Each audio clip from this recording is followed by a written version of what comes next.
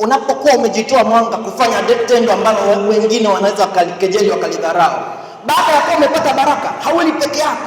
Huko duniani wahenga wanasema mchuma janga ula na wakwao, lakini hata anayechuma baraka si anakula na wakwao jamani.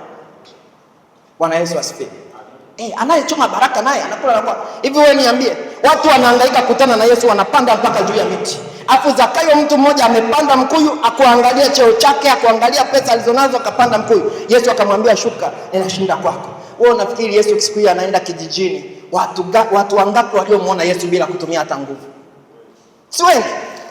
Siku ile ilikuwa ni kusukumana huku na huku, anayewahi ndiye apate. Lakini Zakayo akajitoa. Bwana Yesu yule pale kijijini. Nyumbani mwake huenda wengine aliwacha wamesinzia, aliwacha wako nani, lakini baada ya Yesu kuingia nyumbani, watu wote wakakutana na Yesu. Kwa hiyo alisababisha muujiza hata kwa wengine ambao wako struggle sana.